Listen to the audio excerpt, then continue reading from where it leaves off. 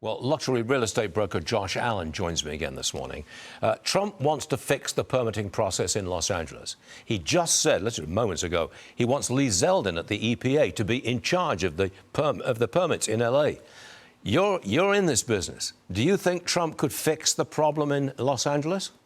Yeah, absolutely. I think it's a great idea. And thanks for having me on again, Stuart. Let's look at the last time President Trump came in with the EPA to clean the lots. He accomplished in 6 weeks what the state and local level says we're going to take 6 months to a year. He gets stuff done. Let's talk actual facts, Stuart, right? You know that 16,000 structures were burned.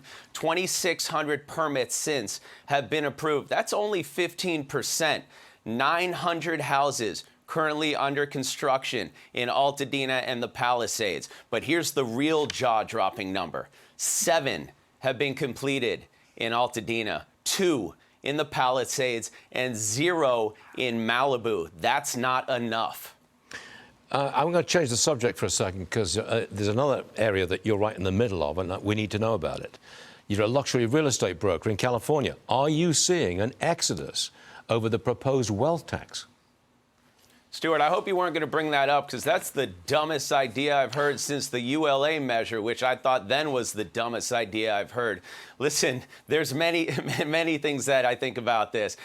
There's about 200 to 250 billionaires in California, more than any other state. However, there's also 40 million people in California, 23 of whom are eligible, 23 million who are eligible to vote. If this hits the ballot, there is no way that the billionaires come out on top here. And that's an issue, and I'll tell you why, because it was the same thing with the ULA measure.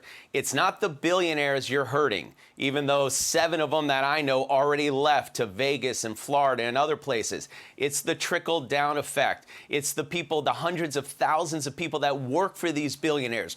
It's the $1 trillion in taxes that we're going to lose. You know what a billionaire said to me once, Stuart? He said, you know what the difference is between 100 million and a billion? Nothing. They'll be fine. It's the people that need them that are not. And we're running them out of California. Got it. Good stuff. Josh, thank you very much for joining us. It's always good. Thanks for having me, Stuart. Sure thing.